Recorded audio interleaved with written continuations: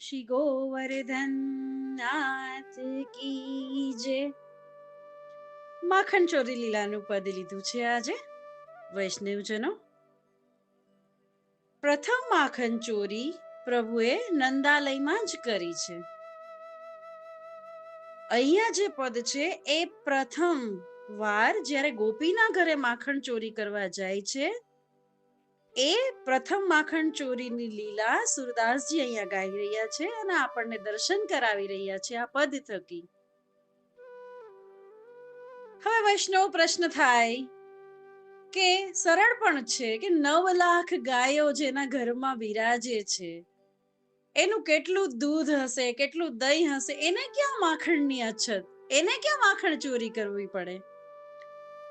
પરંતુ ગ્વાલિનીઓનું મન જે માખણમાં છે, મથુરા વેચવા જવાનું છે, એ પોતાના પુત્રોને નથી ખવડાવતી, ગ્વાલિનીઓ ઉપર કૃપા કરવાની છે, એટલે એનું મન જે માખણમાં છે એ મનને ચોરવાનું છે.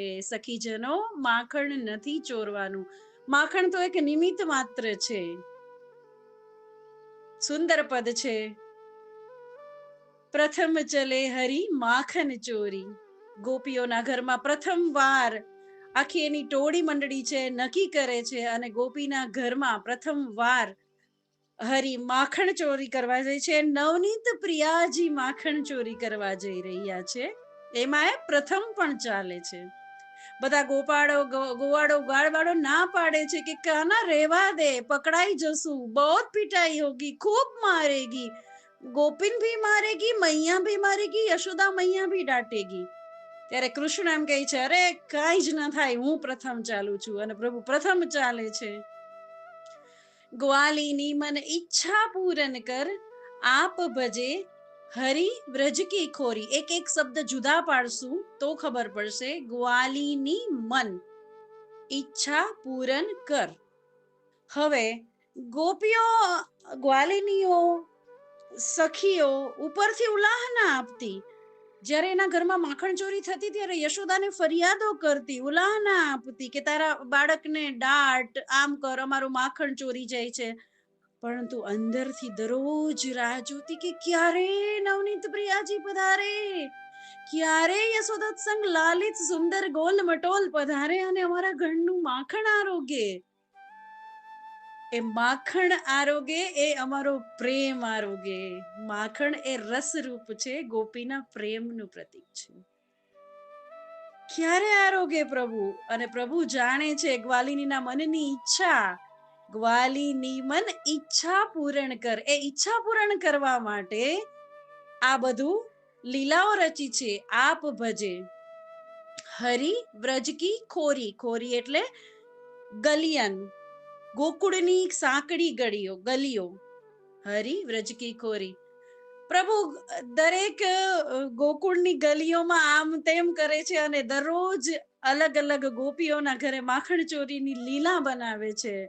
પ્લાનિંગ કહી શકીએ એને. મન મન યહ વિચાર કરત પ્રભુ. શબ્દ છૂટા પડવા પડે. મન મન યહ વિચાર કરત પ્રભુ. મનોમન પ્રભુ વિચાર કરે છે. વ્રજ ઘર ઘર સબ ગાંવ. વ્રજના ઘર ઘરમાં અને સબ ગાંવ ગાંવમાં જાઓ. દરેક ગાંવમાં દરેક ગ્વાલિનીઓના ઘરે જાઓ. ગોકુળ જન્મ લિયો સુખ કારણ. ગોકુળમાં શું કામ જન્મ લીધો છે? ગોકુળ જન્મ લિયો સુખ કારણ. કોના સુખ કારણ? વ્રજ ભક્તોના સુખ કારણ. ગોપીઓને સુખ દેવા માટે, સર્વના મનોરથ પૂર્ણ કરવા માટે, સર્વને ઉપર કૃપા કરવા માટે. ગોકુલ જન્મ લિયો સુખ કારણ. સબકે માખન પાઉં. બધાના ઘરે જઈને ચોરી કરું, એના મનની ચોરી કરું, એના માખણની ચોરી કરું. બાલ રૂપ યશોમતીઓ જાને.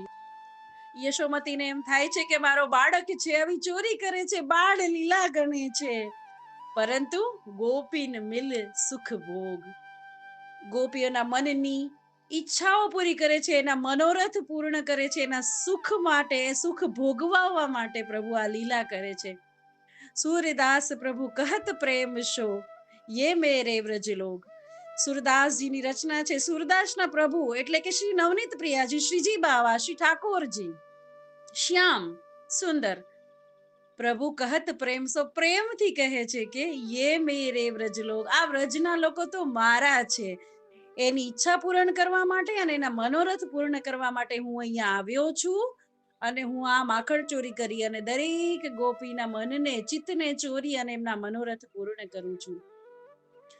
સબહિન કો કિયો મન ભાયો, તા કારણ યહ બ્રજ में आयो. સુંદર માખણ ચોરી લીલા. પ્રથમ ચલે હરી માખન ચોરી. શ્રી ગોવર્ધન નાથ કી જય.